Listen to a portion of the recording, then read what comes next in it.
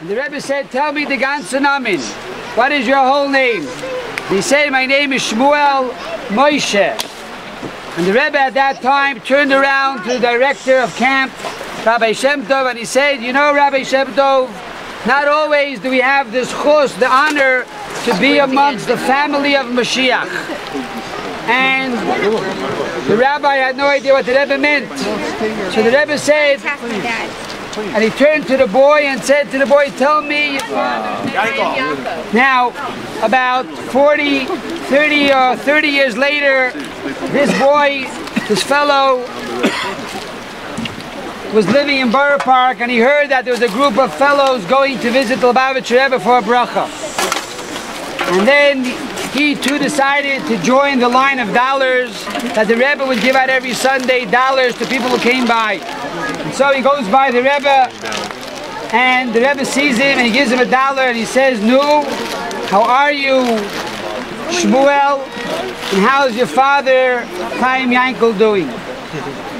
And he didn't see the Rebbe in over 30 years. And yet the Rebbe saw him instantaneously. Now I told the story to somebody. He said, "Oh, I have a better story than that." I said, "Really? Let me hear your better story."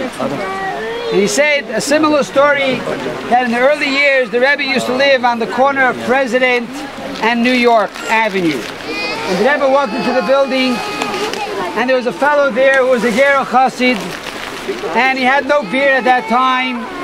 And the Rebbe asked him, "Tell me, what do you do for a living?" He says, "I'm a businessman."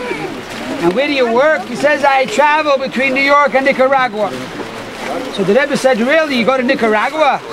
So tell me, is there a mikveh in Nicaragua?" He said, "A mikveh in Nicaragua? I don't know." He says, "You know what? The next time you go to Nicaragua, you should make sure that you should build the mikveh there." Now the Rebbe was, you know, a young man at that time, and this guy didn't really know who the Rebbe was, and he thought the Rebbe said a nice gesture, but he didn't take the Rebbe too seriously.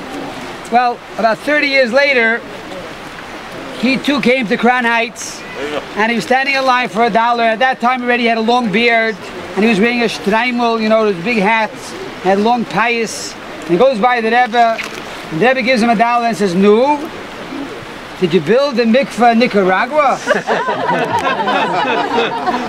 And the guy was blown out of his mind. He couldn't believe it. The Rebbe sees thousands of people every Sunday. He didn't see him for at least 30 years, and right away the Rebbe says, "Nu, did you build a mikveh in Nicaragua?" But the story doesn't end there. He goes back to Israel to his Rebbe, to Gerer Rebbe. And he says, "Gerer Rebbe, I have a big problem over here. I went to Lubavitcher Rebbe, and the Rebbe basically broke a pasuk in the Torah. The Rebbe violated lahavdil chas v'shalom, a pasuk in the Torah." He says, "What do you mean?" The Torah says that when the brothers of Joseph came down to see him, many years later, it says that Joseph recognized the brothers, but the brothers did not recognize Joseph. And the Torah says, and the commentaries explain why not. It says because Joseph was 17 years old when he was sold as a slave, and he had no beard. Now he had a full beard. The brothers had already a beard. So Yosef recognized the brothers because he knew them how they look with a beard. But they didn't recognize Yosef because Yosef had no beard when he left. So he tells his Rebbe, the Gerer Rebbe in Israel, "When I saw the Rebbe the first time I had no beard. When I saw him the second time I did have a beard. How did the Rebbe recognize me?" V'heim lo yikiru, it says. So the Gerer Rebbe said like this in Yiddish: "By-ins, kikim nicht. By us tzaddikim, we look, the kicking after neshama. We look at the soul." So, in other words, it doesn't impress me so much that the Rebbe was able to recognize you, because he saw your soul. Your soul didn't change over 20 years.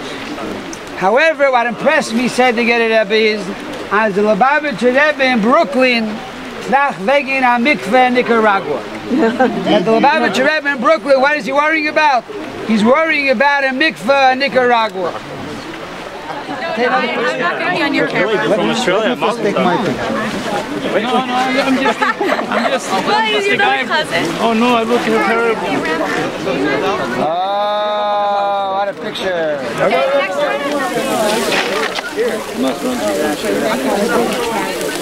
Medium rare, well done.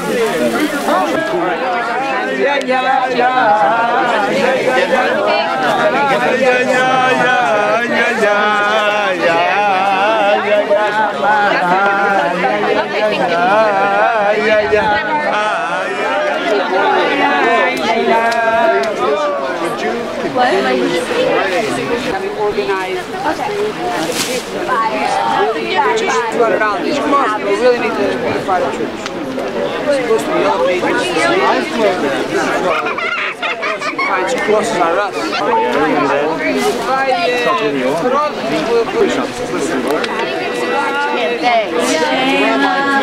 This is sitting next to something.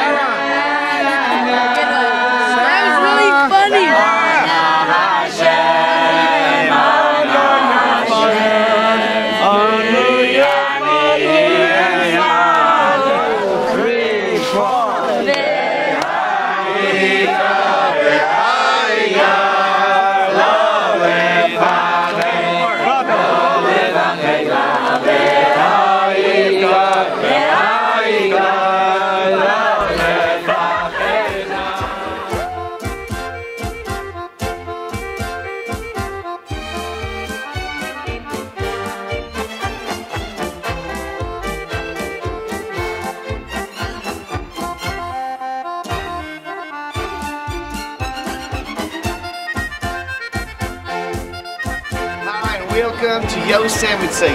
Down over here in this place, we are going to go to the facilities of the bathroom, where you can see all the people are releasing their bowels from walking consistently down this road until the waterfalls. You can tell that this is the beginning of a beautiful video. And now, let us walk and see what this place is all about.